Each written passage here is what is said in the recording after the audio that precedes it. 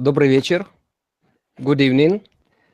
Сегодня у нас следующая встреча онлайн. Общение с директором Института Blue Mountain доктором Шептаном Су и его помощницей, заместителем Дженни Хоунс. Они сейчас находятся в Сиэтле, у них утро, у нас вечер. Добрый вечер, дорогие друзья. Сегодня мы продолжаем наши сессии вопросов и ответов. На связи директор Института Blue Mountain фэншуй доктор Шентан Су и его помощница, заместитель Дженни Хоунс. We start from the question from the previous session. Okay, Dr. Su, Jenny, are you ready? Yes. Yes. Hi, everybody. Hi, everybody. The first question from Angelika Silina from Russia. What kind of logo and what colors are the best choice for a website dealing with real estate? For example, a sale of land. Is it possible to apply yellow and green colors? Перевод. Вопрос от Анжелики Силиной из России. Какой логотип и цветовая гамма оптимальны для сайта по продаже земельных участков, расположенных на территории коттеджного поселка в черте города? Возможно ли сочетание желтого и зеленого, желто-зеленого? Доктор Сю? You want to answer? Okay.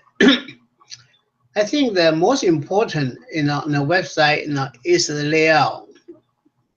Of course, the most important about logo is the design. Color is secondary. В первую очередь важно обратить внимание на дизайн сайта, если мы рассматриваем сайт, или на дизайн логотипа. Цвет в данном случае это вторичный вопрос. But yes, though, the nice green and nice yellow, or even orange, is a good color for real estate. Я думаю, что хороший зеленый, хорошо подобранный зеленый и желтые цвета, а также оранжевые, могут быть вполне подходящими для логотипа в этой сфере деятельности. Okay, next. Так, следующий вопрос. The question from Valeria Хрисанфова from Ukraine. Will we see some positive changes in Ukraine this spring? Вопрос от Валерии Хрисанфовой из Украины. Будут ли этой весной какие-либо положительные изменения в нашей стране? Доктор Сю? My reading is that it's not very likely they are the very positive change in spring, but positive change is coming. It's more likely in the summer or until the fall.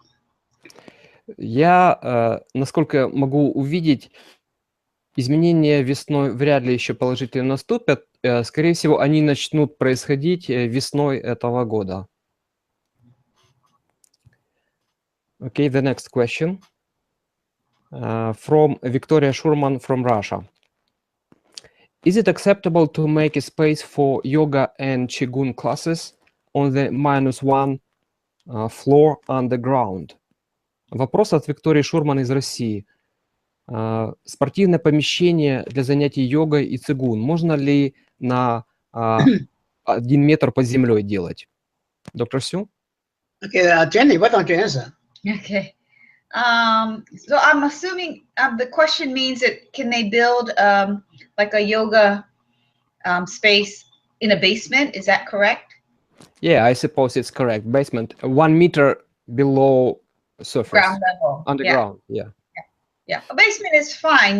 It's not, the basement is wrong. It's just that the space is the most important thing. So, you want a whole space, whole form space, but being underground is not a problem. Отвечает Дженни Хоунс. Здесь расположение под землей в подвальном помещении, например, не столь критично, то есть это возможно. Главное внимание форму на целостность помещения, в котором расположены эти залы. Okay. The next question from Serafima Gorshkova from Russia. Many years we see the Oval Office of the US President, and we see that all presidents sit with their back toward a window. Does such a working place reflect the current situation in US policy? Perhaps this working place is created just for photo shoots and TV shows, and therefore it doesn't matter? Вопрос от Серафимы Горшкова из России. На фото и телекартинках, транслируемых на протяжении многих лет из овального кабинета в США, видно, что каждый очередной действующий президент сидит за рабочим столом спиной к окну. Отражается ли такое положение рабочего места на государственной политике США? Или, возможно, это больше церемониальное место, например, для фотосессий и телетрансляций, и поэтому расположение значения не имеет? Доктор Сю? It's good that you are so observant, and notice that we are in Fuji. We always say that important to with a solid wall behind, because we call it mountain, and that symbolize support and control. You know Я рад, что вы наблюдательны. И действительно, самое главное, чтобы за спиной на рабочем месте находилась капитальная стена, чтобы была защита, поддержка позади. But in the United States, a democratic country, it's not the president is not dictator.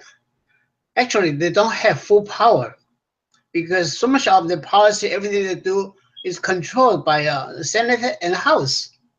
So that give him, in a way, it's good for kind of balance, But you can see that in a dictator, you want to have solid wall behind.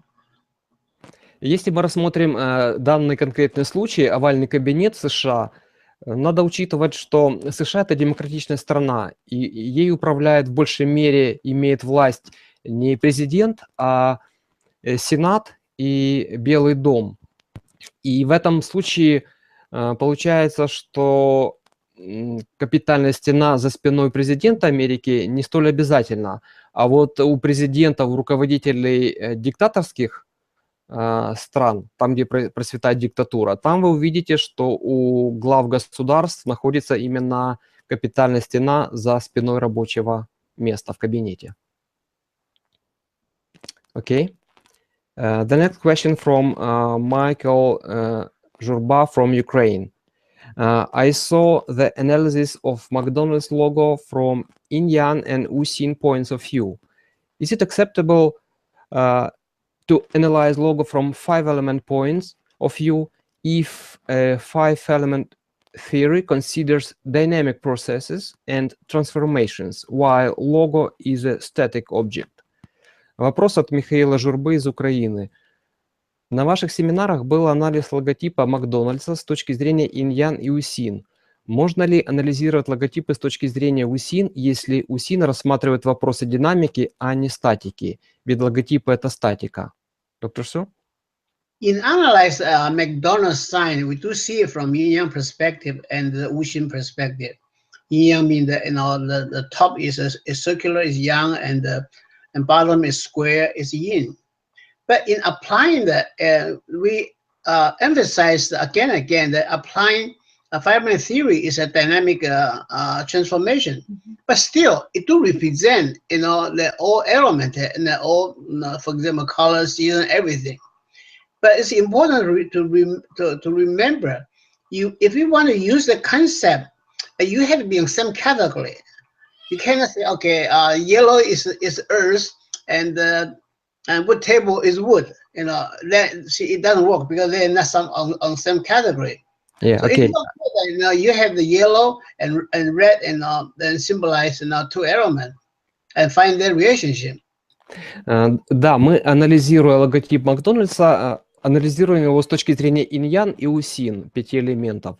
Согласно иньян, верхняя часть динамичная, янская, это полукруг букв, нижняя, квадрат, прямоугольник, это инская часть логотипа. С точки зрения усин мы тоже можем анализировать логотипы, поскольку по теории 5 элементов анализ происходит также и по цветам.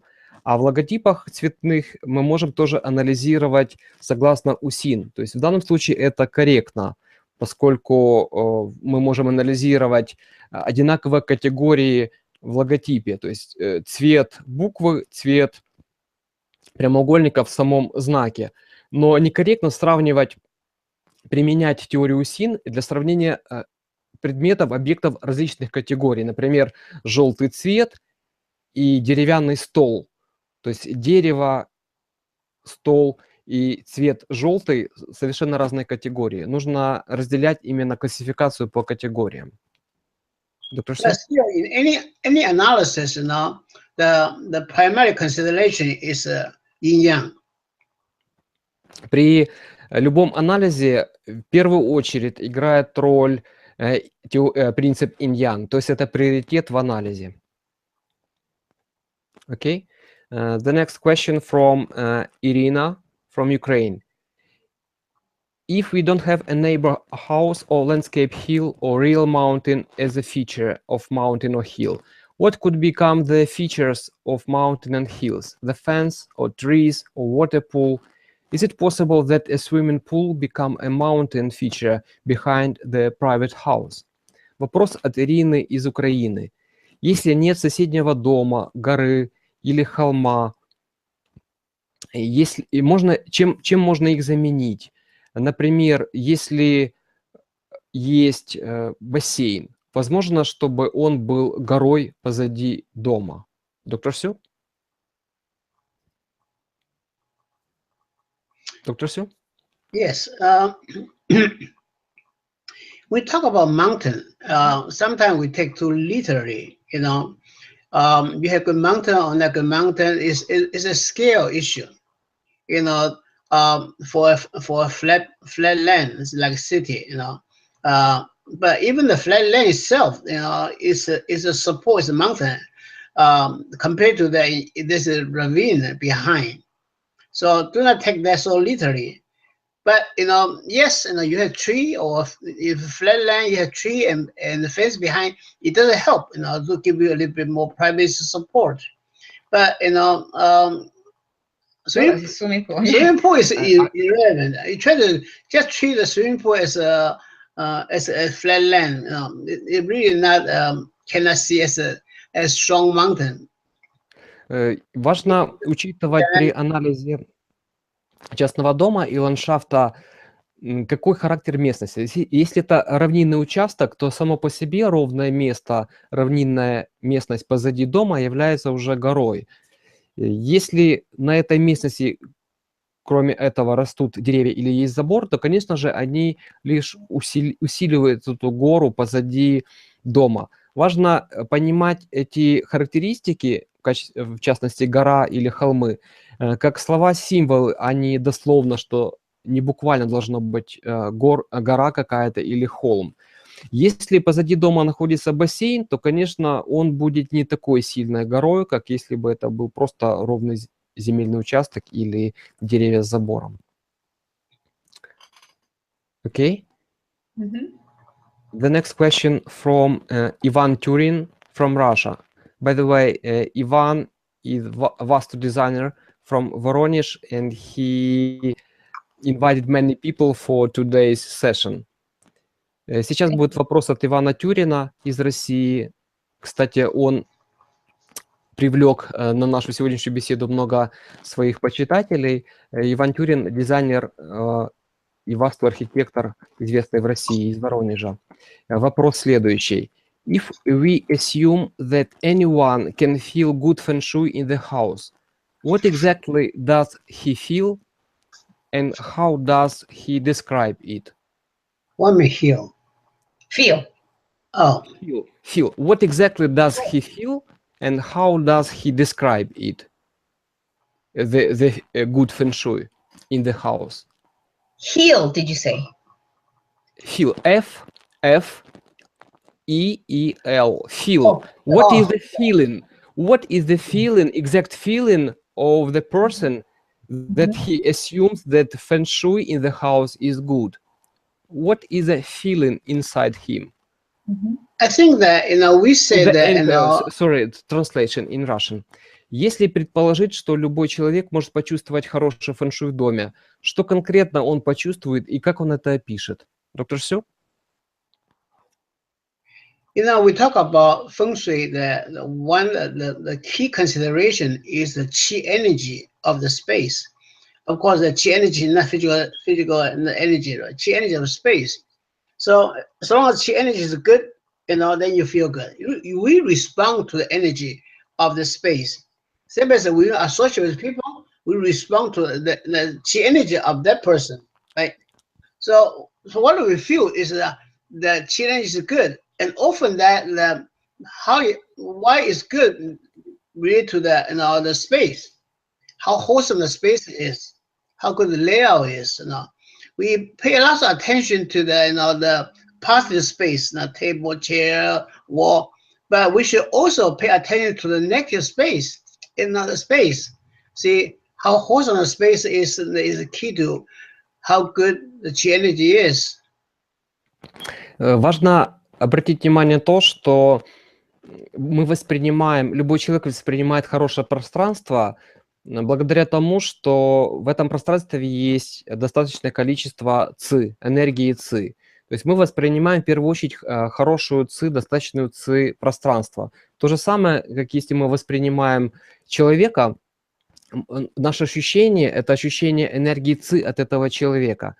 И при анализе помещения дома у нас ощущение энергии ци происходит не только от конкретных форм мебели, например, от стула, стола или каких-то шкафов. У нас происходит ощущение также и негативного пространства, то есть пустого пространства, как бы ненужного.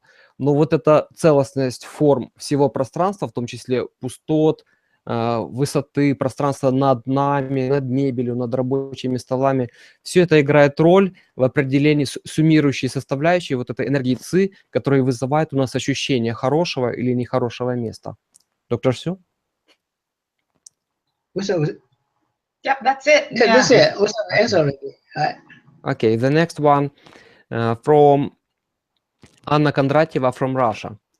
I have a question about the color of roofs.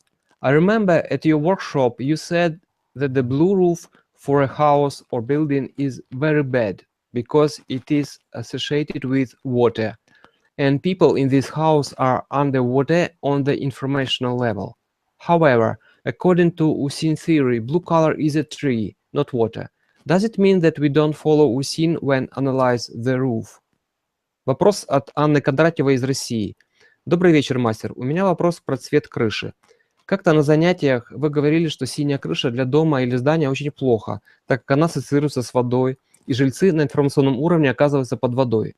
Но по теории 5 элементов синий – это дерево, а не вода. Или в этом случае мы не руководствуемся теорией Усин? Доктор Су? I think you must have a wrong memory. This your concept must be from other information. I never say that. I would never say that. The blue roof is not good. That's not the Blue Mountain Feng Shui teaching. No. Yeah, but so again, do not try to use the Feynman theory, apply it here. Even though we say it will reflect a color of different things, but still the Feynman theory apply more dynamic transformation. So anyway, I think that any color is fine as long as it fit into the whole thing.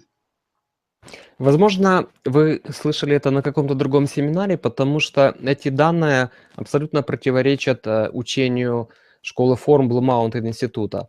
Мастер говорит, что он такого не говорил, и вообще теория Уси неприменима к анализу подобных вещей, потому что теория 5 элементов занимается больше вопросами динамичными, трансформационными.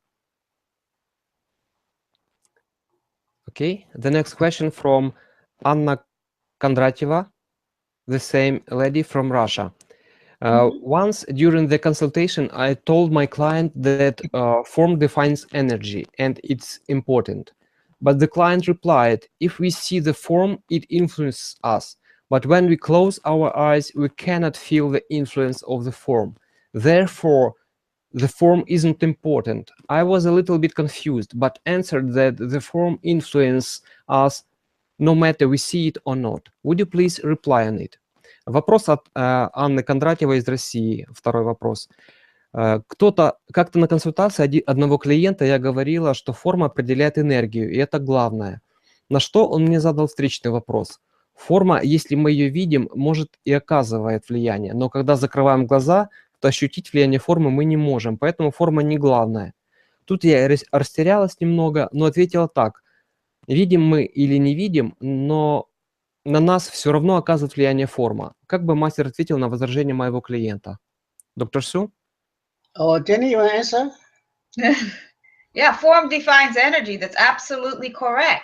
And if your client says, oh, what if we close our eyes, we won't see the form, but we live with our eyes open.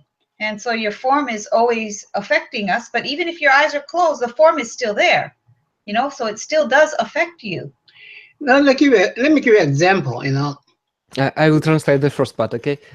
Дженни отвечает на этот вопрос.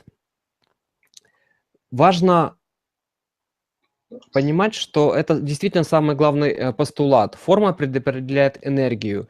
И независимо от того, открыты наши глаза или закрыты, форма все равно присутствует, и они оказывают на нас влияние. И доктор Су сейчас пример приведет. You know, I'll give you an example, you know, that when the people, you know, smile at you and or make face at you, see, when you close your eye, you don't see it, right? But still, they project different energy. There's still there are still the subtle energy there. It based on how sensitive you are, right? So again, when you open eye, and your reception became much stronger. You know, that people smile at you or people make face at you. So there are two kinds of the influence. One is very visible, one less visible. It's really based on your own sensitivity, you know. So yes, I mean, besides that question, it's kind of, you know, other place because we do live with our eye open. Давайте рассмотрим такой пример. Кто-то смеется или корчит рожицы перед вами. Вы это видите, один пример. И второй пример, вы закрыли глаза и не видите это. Но даже не видя человека и того, что он строит гримасы или смеется, улыбается, если вы имеете определенный уровень чувствительности, вы почувствуете определенные вибрации, определенное ощущение придет к вам того, что происходит извне. Если вы откроете глаза, конечно же, это будет более заметно, это будет более ощутимо. Но развивая свою чувствительность, вы сможете чувствовать и более тонкие вещи, не только визуально, но и другими органами чувств. То же самое касается форм архитектурных, дизайнерских.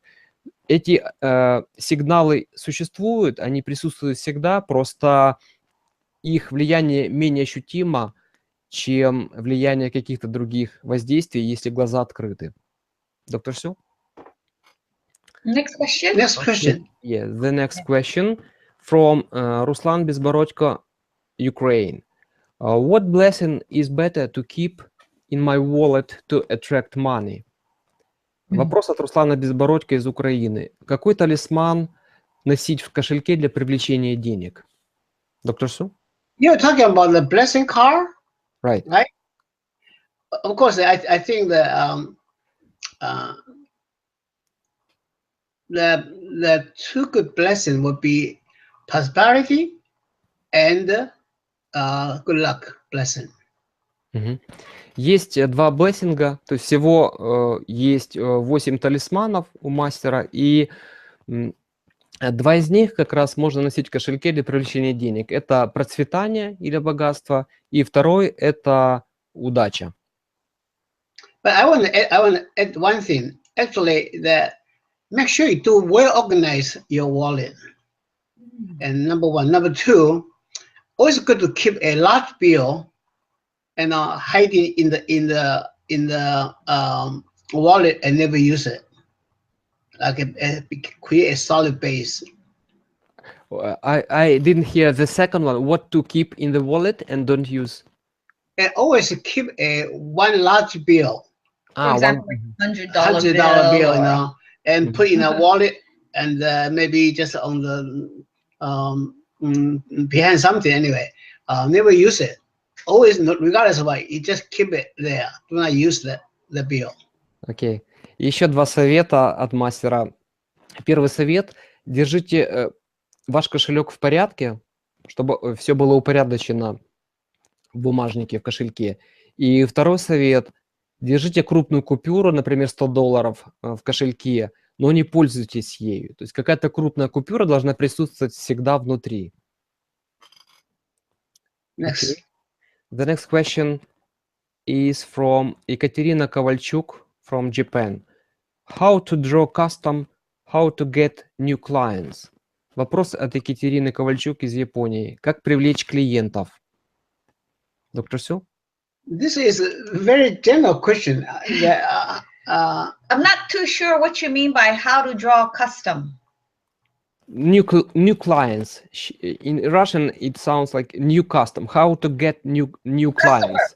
Oh, Customers. Clients. Customers or clients. I see. You say how in based on, I mean, how you design your house, how do you organize your house, or what? Just for business, you mean? I don't know. It's like very general question. Yeah, it's a little general. It's hard for us to answer. Maybe next time that you rephrase the question better, we'll answer. Yeah. Окей. Это очень общий вопрос, и доктор Су и Дженни затрудняются на него ответить. Может быть, вы уточните в следующий раз, пришлете этот вопрос более подробный, конкретный для нашей сессии, и тогда можно будет ответить на него. Окей. The next question is from Valentina Tarasova from Russia. How can the space of a hospital influence the health of bedridden patients, especially when there are no living relatives around and no enough doctors and medical people in the hospital? Вопрос от Валентины Тарасовой из России. Как может повлиять на здоровье лежачих больных, прикованных к кровати, в отсутствии родственников и необходимого количества персонала, пространство спроектированной больницы? Доктор Сю? I think that we'll let Jenny answer the question. Okay. I did design for a not a hospital, but I would call it long-term care. You know, people kind of in a hospital environment, older people, and there are a lot of restrictions in a hospital. You know, certain kinds of materials because medication spills. It has to wipe easily. The surfaces must be smooth. The material they use, you cannot. It has to be flame retardant. Means, you know, if a fire is there, it has to burn slowly. There's so many rules in a hospital. So a lot of times a hospital can look very cold, you know. But like the best thing actually is plants. They've done a lot of studies that plants make people feel better. They heal better.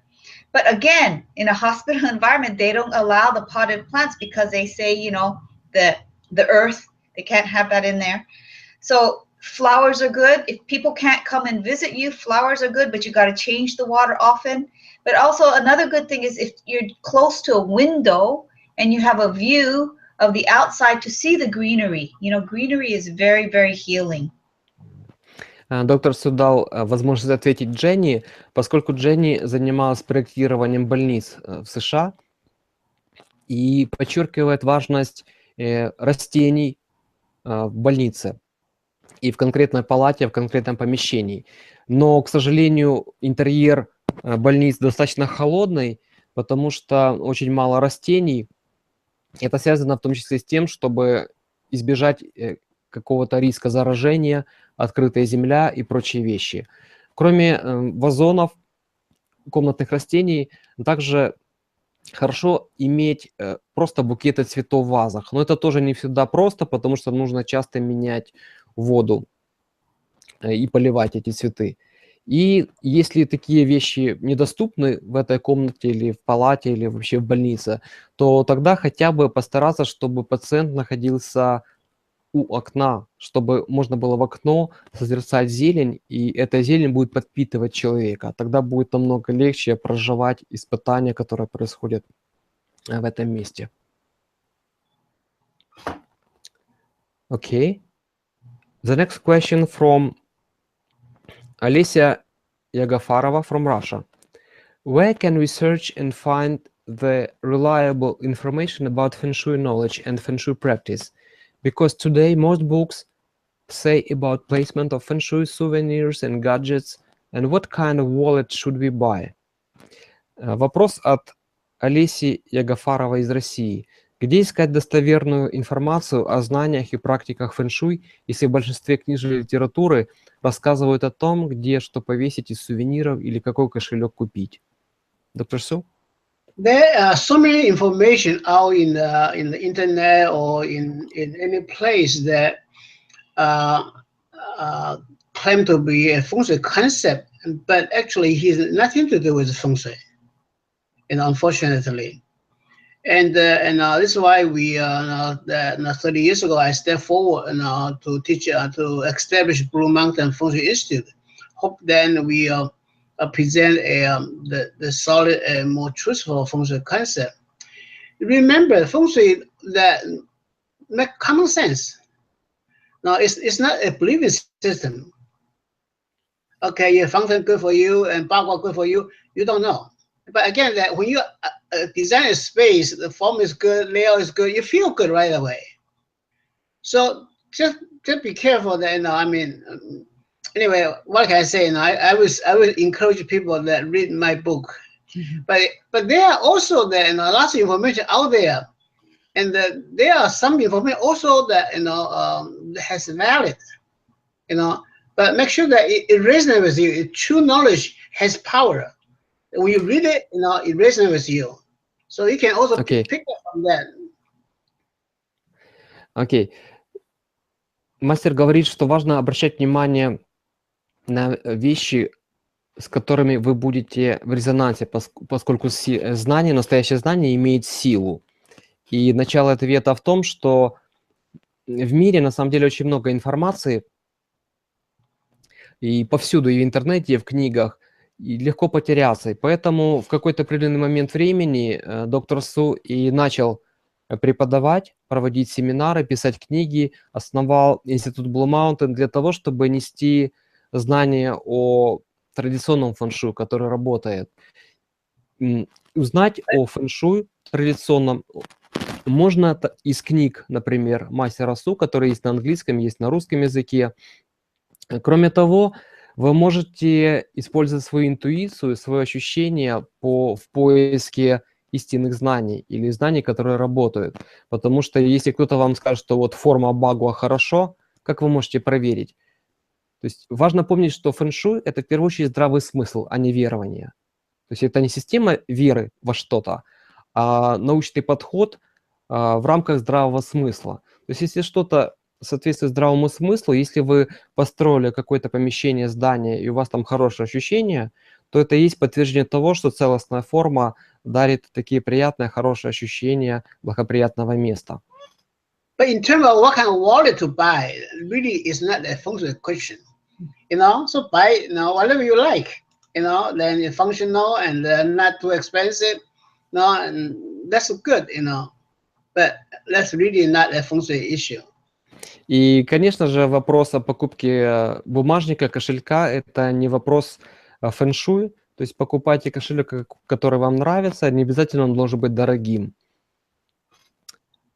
Okay, the next question from Marina Usichenko from Russia. Tell us, please, about common features of Feng Shui and Vastu, about differences and similarities, about contradictions between Feng Shui and Vastu. Марина Усиченко из России спрашивает. Расскажите, пожалуйста, о пересечении направлений Фэн Шуй и Васту, о различии идеологий, о точках совпадения и противоречия. Доктор Су? Vastu is a design system actually being practiced in India for a long time, a long history. And but about a half century ago, when Feng Shui became popular, that Vastu concept revived again. People say, "Hey, we do have Feng Shui too." they are actually very different. Even though they both are in terms of the environmental design, but they're really very much different because the feng shui is more than just a design a house. We say that feng shui is is a science, is art, and is philosophy. Я хочу сказать, что Васту известная система, которая дизайна архитектуры помещений, которая развивалась долгое время в Индии.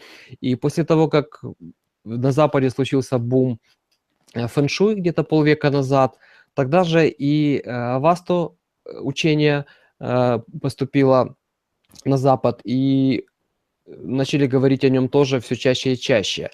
Шантансу подчеркивает, что фэн-шуй и Васту различные системы, различные подходы, потому что Васту — это в основном в большей мере учение об архитектуре и дизайне зданий, помещений, а фэн-шуй — это одновременно наука, искусство и философия более широкого плана. То есть фэн-шуй выходит далеко за рамки дизайна помещений и архитектуры. The feng shui, they involve much bigger picture. For example, where to find an ideal place, where to find a place of good energy, and not only build a house, but build a village, or build a city, or build a capital. It's a very big picture. Then of course, then you can narrow down to very small picture of the house or room. Фэн-шуй оперирует более масштабными понятиями в строительстве, в планировании, в проектировании. Например, фэн-шуй занимается тем, в том числе, как определить благоприятное место не только для конкретного дома или здания, но также для поселка, для города, для большого мегаполиса и еще большие масштабы. Одновременно с этим учитываются и маленькие масштабы. То есть фэн-шуй можно применять и к конкретному отдельному помещению, или к конкретному участку помещения, или к мебели и так дальше. То есть он легче применим в очень больших масштабах и в очень маленьких масштабах. Many of the Vastu design architecture actually is very good because the one thing nice about the Vastu design is that they emphasize symmetry. Yes. See, when you emphasize symmetry, the yin-yang balance, that's the same as the feng shui. And also emphasize the form. See, they don't have strange form, nice rectangular form. And these 2 points are very, the positive point. And that's actually attribute to the success of the Vastu design. Многие архитекторы Васту очень хорошие, и одни из основных принципов Васту архитектуры — это симметрия и целостность форм, как раз совпадает с фэн-шуй, потому что это самые главные принципы целостности формы и равновесия баланса инь-ян. Любая симметрия — это баланс инь-ян. И благодаря вот этим двум основным подходам и пользуется Васту успехом, и он был популярен раньше и сейчас. То есть он получил историю развития достаточно хорошую. Именно благодаря вот этим двум фундаментальным принципам: симметрия зданий и целостность форм. But any good feng shui concept should be universal, regardless of culture, the territory, and any religious background. It should be applied to everything.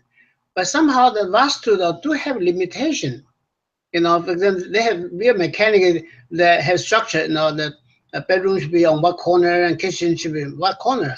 And most of all that, they emphasize that among the 8 directions, only facing east and facing north are auspicious, and the rest of 6 is not so auspicious. See, that's a very arbitrary. It really not the. Actually, it do not follow the common sense. I mean, in any city, basically you have even distribution of the 8 directions. You cannot say that second direction is not auspicious.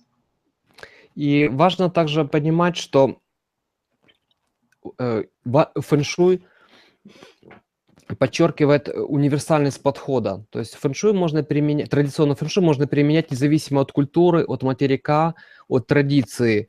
То есть его можно применять и в частных домах, и в многоэтажных домах, в отдельных квартирах. С другой стороны, васту трудно применить повсюду, во всех странах и к любым объектам, помещениям, потому что у них достаточно жесткий подход. Разделение по секторам, то есть благоприятно только восточное или северное направление, например, или то, что ориентация по учет 8 сторон света. В некоторых случаях, в некоторых странах, в некоторых городах и зданиях эти вещи просто неприменимы. То есть механистичный подход с такой калькой, с такой моделью не всегда возможен и не всегда уместен, что уже нарушает универсальность принципа подхода. A nice flat land is easy to accommodate in our vasto design, but when the contour land is very challenged, then you really understand that what's the sun direction, the wind direction, everything else, and you cannot just apply the rigid rule, and feng shui that really geared to and accommodate to how to face this challenge and for design. Во время сложных ситуаций, например, при сложном ландшафте, возникают трудности с применением знаний васту. Например, если на равнине, на ровном участке построить дом по васту можно и несложно, применяя ее принципы, то если мы получаем какой-то очень трудный участок, пересеченную местность, горную местность или еще какую-либо, где и меняется ветер, где сложная роза ветров и так дальше, то намного труднее применить принципы васту, чтобы построить благоприятный дом для людей в этом конкретном месте. Поэтому универсальность фэн-шуй в данном случае шире. But we cannot say that there's a conflict. It's just that vastu have much more limitation. Но это я не рассматриваю как конфликт двух знаний, двух учений. Это, скорее всего, наличие определенных ограничений в науке васту. Okay. Okay. The next question from Yulia Leonova from Russia. Is it acceptable to make a sliding mirror door in the wardrobe? The wardrobe is located just in front of the door towards the living room. There is a working place in the living room. If there is a mirror in a wardrobe, a person on the working place would be reflected in this mirror. Is it auspicious? Вопрос от Юлии Леоновой из России. Можно ли на шкаф-купе дверь сделать зеркальную? Шкаф стоит напротив двери в гостиную, в которой стоит рабочее место. И получится, что в зеркале будет отражаться человек за компьютерным столом. Благоприятно ли это? Доктор Су? I think maybe that Jenny can answer the question. Mm-hmm. Well, I guess first thing we ask is, what is the purpose of a mirror? So the purpose of a mirror is to see your reflection, to make sure you look okay when you're going out. And also we use mirrors in interior design where it reflects light. It brings in more light into the room. Mirrors also make a space larger. So it's kind of an illusion. So that's how we use mirrors and why we use mirrors. So the question here is, if it's on a wardrobe, is it okay? So what's the purpose of that mirror? If it's to use it when you're getting dressed, that's fine. But here it says it reflects where somebody is actually working. So that means you're sitting at your desk and you're seeing yourself the whole time. It's very distracting. So in my view, I think I would cover it. You cannot concentrate when you're seeing yourself the whole time. When you're working, you got to concentrate on what you're doing. You don't want any kind of unnecessary distraction. So you can use fabric, you can use, paper and cover it. Рассматривая подобные вопросы, важно задать себе вопрос, какова цель этого зеркала. Обычно зеркало используют для того, чтобы посмотреть на себя, хорошо ли я выгляжу перед выходом из квартиры, например.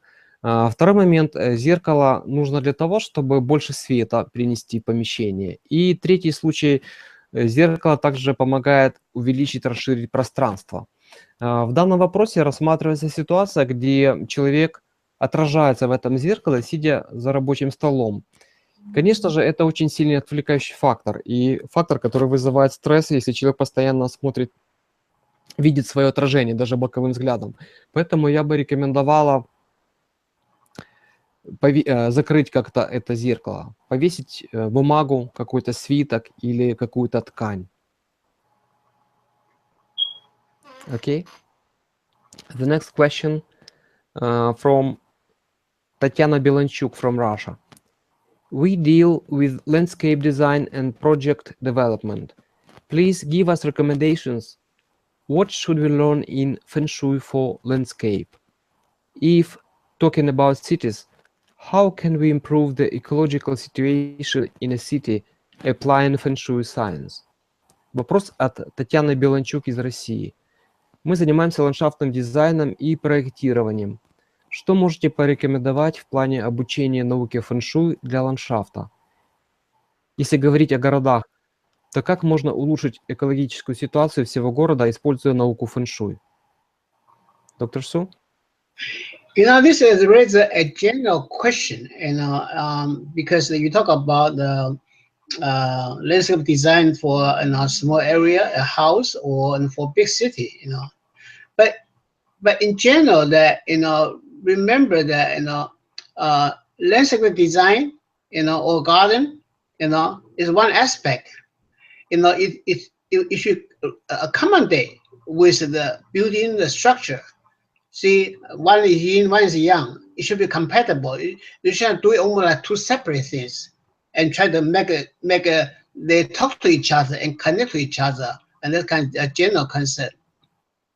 Важно, это достаточно общий вопрос, дизайн ландшафта. Ландшафта, например, частного дома, ландшафтный дизайн большого поместья или города, или деревни. То есть важно понимать более конкретное применение дизайна. Но если отвечать в целом в общем, то при ландшафтном дизайне, например, на участке с частным домом, ландшафтный дизайн – это не только благоустройство, обустройство сада и приусадебного участка, но это также взаимодействие инь и ян. В данном случае важно наладить коммуникацию, общение между садом, приусадебным участком и самим домом, самим зданием, чтобы сочеталось инь и ян всего поместья в целом, и также людей, которые в нем обитают.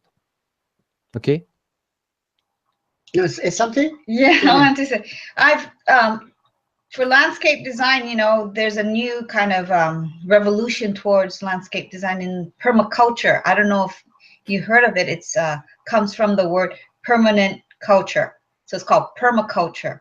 So I call it kind of like the feng shui of landscaping, because it understands the whole environment, the weather, the topography and everything, and then they look at how you can use nature to help you design something that will flourish.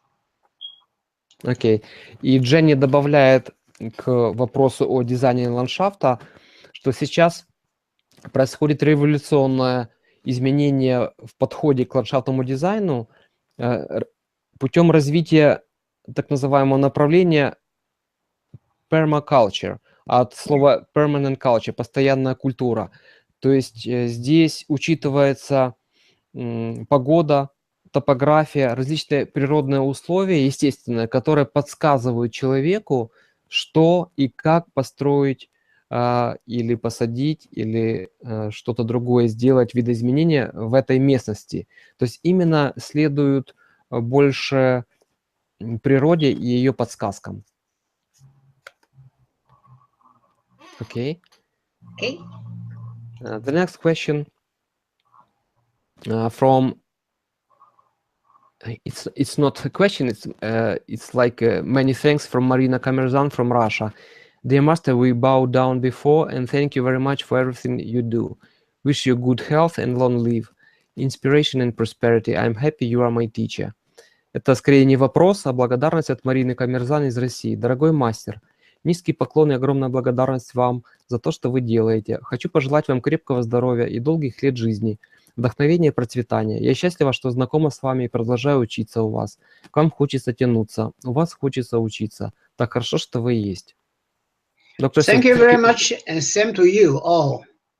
спасибо вам также и благодарю всем, всех вас, всех участников этой встречи, а также всех моих учеников, кого нет сейчас в эфире. Okay, the next question from Anna Kirichenko from Ukraine. How can the apartment influence a private life, romantic life? 2 years ago, I moved into a new apartment. During this period, I divorced and stopped communicating with my boyfriend. Is it possible that all these things are connected? Вопрос от Анны Кириченко из Украины. Каким образом квартира может повлиять на личную жизнь? В новой квартире я живу 2 года. За этот период развелась и прекратила общение с любимым человеком. Могут ли эти события, квартира и личная жизнь, быть связаны друг с другом? Доктор Су? You know, in Feng Shui, we say we are what we live in. Actually, our living environment have much a strong impact to us before than we realize. So the chi energy of the space affect our emotion, health, and relationship, and naturally is also affect the romantic life. So they are connected. This is why often people have issue. Now we do consultation. We trace what's the problem there from Feng Shui perspective. Конечно же, влияет на нашу жизнь то место, где мы живем. Можно сказать, перефразируя знаменитую пословицу, мы то, где мы живем. Соответственно, любое помещение, квартира, дом, где мы живем, влияет одновременно и на эмоции, и на здоровье, и на личную жизнь, в том числе отношения в семье или отношения с любимым человеком. Yeah, next.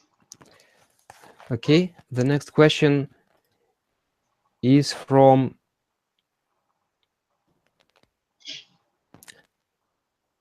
Antilia from Russia. I'd like to understand the influence of the main door openings and placement of toilet, sink, bath tube. In my current apartment, the main door is located in the north side to the west of the center of the north wall, and all the plumbing, bathroom and kitchen, is located in the north to the east of the center of the north wall. I used to live in an apartment that was exactly the contrary. Main door and plumbing all on the south side. When I lived in my previous apartment, I used to earn my life really well. My salary was increasing constantly, but the apartment was smallish and felt cramped and cold. There were 2 big window openings in the east and 1 big in the west side. No openings in the north. I love the new apartment with the openings in the south and west and main door and plumbing on the north. It is warm and sunny and well ventilated, but my earnings have become really tiny and irregular. My husband's are improving very slowly, but they cannot provide for the type of freedom we could afford before. I'm interested to hear your comments on this. I'd like to move out. I'm wondering whether I should pay attention to these facts to choose our new living place. Looking forward to your advice. Great thanks and best regards. Вопрос от Анны Хилия из России. Я хотел бы понять важность и влияние главного входа, размещения туалета, мойки и ванной. В моей теперешней квартире главный вход расположен на северной стороне, к западу от центра северной стены. А вся водопроводная система, ванная и кухня, расположены на севере, к востоку от центра северной стены. Раньше я жила в совершенно противоположной квартире, главный вход и водопроводная система были на южной стороне. Когда я жила в предыдущей квартире, я хорошо зарабатывала себе на жизнь.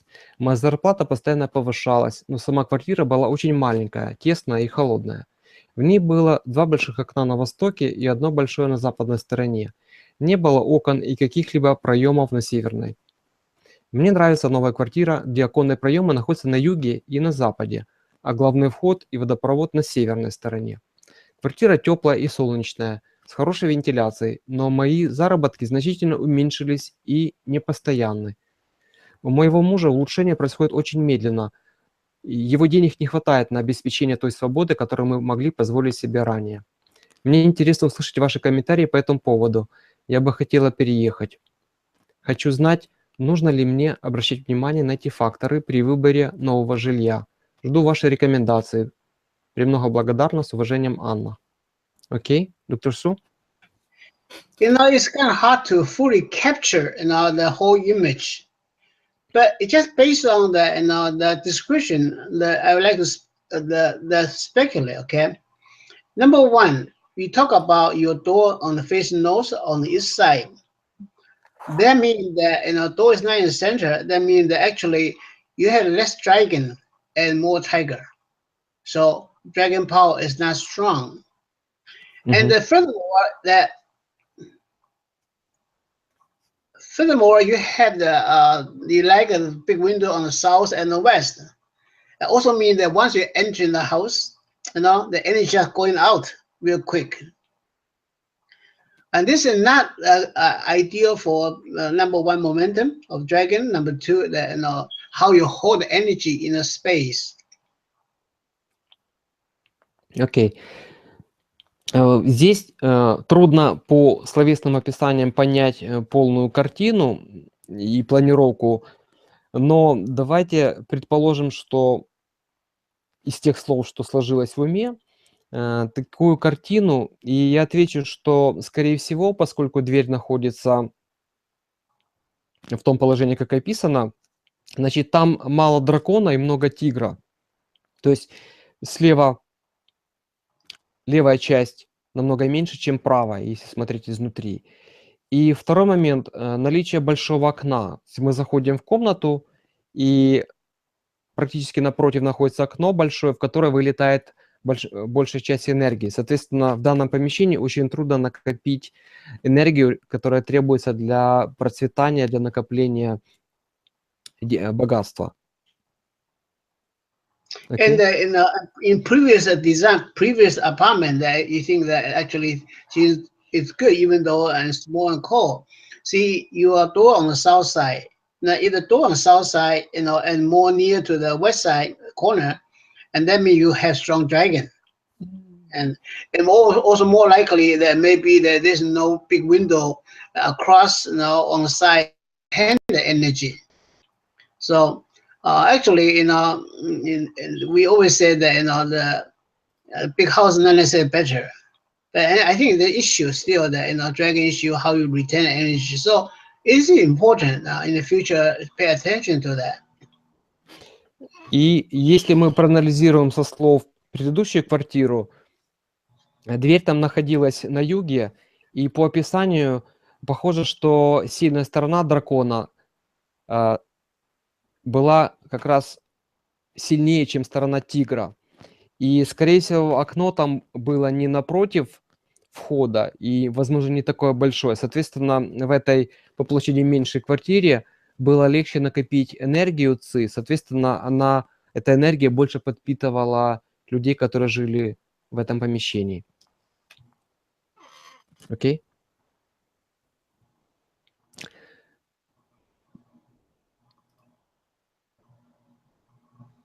Dr. Su, I think it's time to finish because we have 2 minutes before 9.